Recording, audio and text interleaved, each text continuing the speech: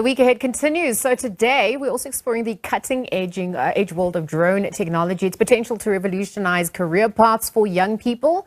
We're also looking at how drones are transforming industries such as agriculture, mining, and surveillance, and what this means for the future of work. But what's even more exciting, of course, is the potential for young people to really start to build their careers within this field. The opportunities are endless, from drone piloting to data analysis and, of course, innovation as well. So to share a little bit more, some of the insights, perhaps, on these opportunities and more, we're joined in studio by Cameron Fafarat, Managing Director of RocketDNA. Cameron, good afternoon. Thanks for making time to be with us here. Thanks, Liesl. Lovely to be here. I was telling you offline, it was disheartening to see some of these stories with in relation to education in South Africa. And so it's really, essential that we look at some of the alternatives, given where the world is heading. As I wonder, for those who are not privy to understanding what drone technology is all about, talk to us about what it is, your experience through RocketDNA as well. What are some of the various applications for it? Sure. Yeah, it's an interesting field because there are so many industries and applications for the technology. And I think leading into this interview, I asked myself the question, how many industries aren't impacted by drones? Because if you look at industries like agriculture, construction, engineering, the medical field, deliveries, retail, film, entertainment, there's a whole host. And that's purely where those industries benefit from the solution. But in saying that, there's a wealth of skills and employment that gives rise as a result of it.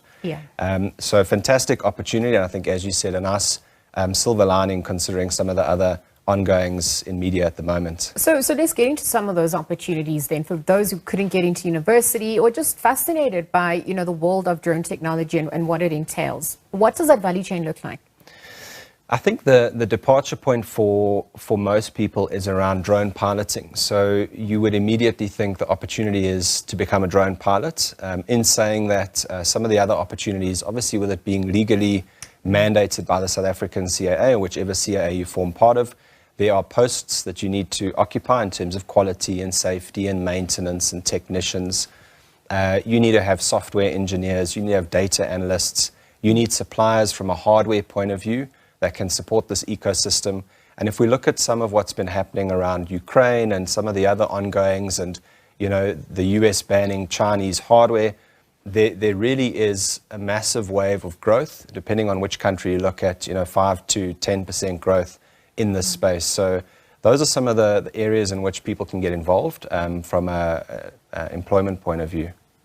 South Africa is seen as a leader in drone technology on the continent. I just want to look at some of the growth and future opportunities as well, given that it's affecting so many industries.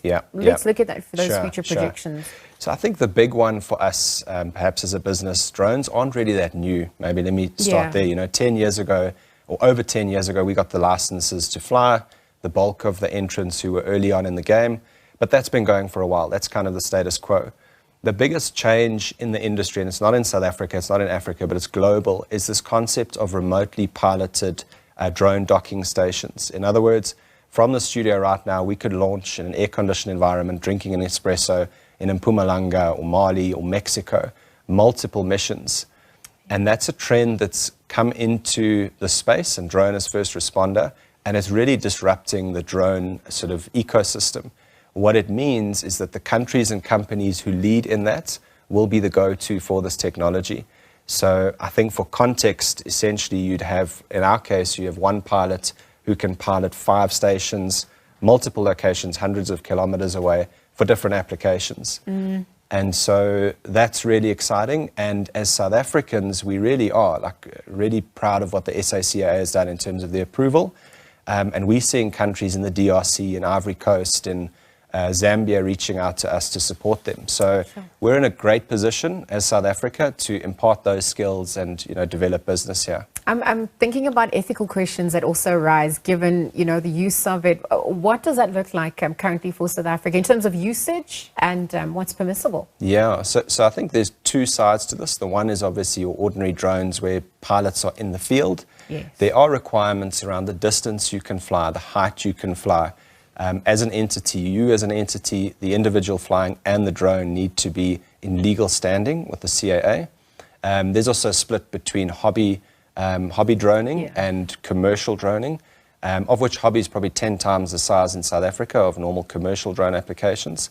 But on the piloted side, it's pretty well known, avoid aerodromes, national key points, those sort of things. And a lot of people are frustrated by that, but if you look at the news of late around a lot of the tragedies that have happened, they're really there for our safety. You know, if you and I were on a plane to Cape Town from Joburg, we'd want to know that those protocols are in place, safety protocols, purely to protect us, you know. So in saying that, those are some of the ethical considerations. Obviously, things like protection of personal information is a big one. When you see your neighbor flying a drone over his barbecue with his friends, you sort of think, is this guy filming me? But the second side to the answer is the remotely piloted docking stations. We have to evidence, and we've done this with the CAA, very clear safety protocols that we'll follow. And, you know, we totally respect and appreciate the requirement for that, and we've satisfied a lot of those. And now it's really change management to make the operations and customers believe that we can do it safely. So let's look at RocketDNA's program. I mean, the certification that comes through, what are the skills that are also imparted then in you playing your role in pioneering this or taking it to the next level? So I kind of, my view on it for anyone coming into this space is we've got what you call a remote pilot license traditionally. It's now called a remote pilot certificate, an RPC. There's a lot of acronyms in aviation, so I'm going to try my best to explain them all. Remote pilot certificate. And that's really your ticket to the game. So if you wanted to get into drone aviation, generally speaking, whether you want to do that as a post holder in a general function like sales and marketing, or purely to pilot and look at data, that's really your starting point. So to abide by the SACAA's requirements, and it's very common in other CAAs, you know, across the continent. So you'd need that, and then there are other mandated courses like what we call BVLOS, beyond visual line of sight, where you're flying where you can't see the drone. So you lose sight of it. It's not VLOS, which is visual line of sight. And then there's courses like CRM and AVSEC and dangerous goods.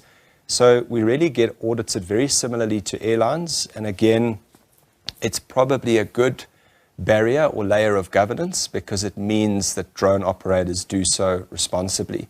But that would be your ticket. Where I think the industry is perhaps falling short, and we started our ATO purely because we wanted to train our own pilots. We felt we needed a better standard of training, but over and above that, if you wanted to fly drones for a wedding as opposed to a pre-blast flight on a mine, as opposed to looking at the yield of cocoa production in Ghana, they're very different missions. And so for us, we've brought into our training an element of customization to say, this is what you need to consider in terms of the drone and the sensor and the software and the way in which you fly. So that context is key. Otherwise, you're sending pilots into positions where they're not really best equipped for that. I'm thinking about affordability and expenses as well. How's that factored in? But even if we're going to be looking at partnerships between government, other educational institutions as well, what more could be done on that front to support? So from a cost point of view, I think comparable to tertiary education, you know, within a one-year space, it's not nearly at that same level. Turnaround time, depending on the existing condition of the person applying, is about 3 to 4 weeks in terms of getting their certification, which is really attractive. You know, a lot of parents are thinking, what do they do with their kids? This concept of gap year, you know, you could put them through this and they could do this for a year and get exposure to the workplace. Where could government and other people in this ecosystem get involved? Again, there are multiple applications. We've counted cattle. We've, you know, done inspections on solar parks. The applications are vast.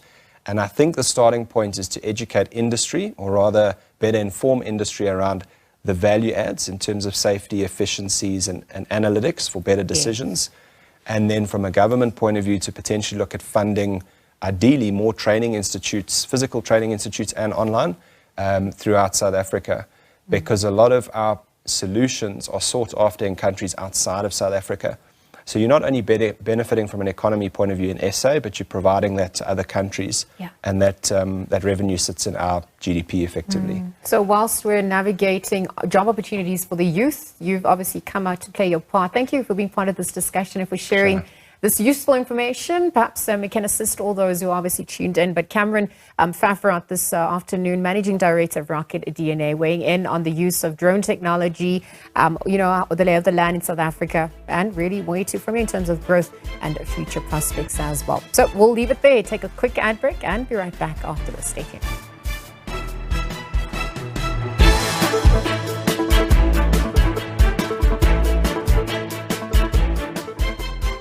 Launch the future of drone operations today.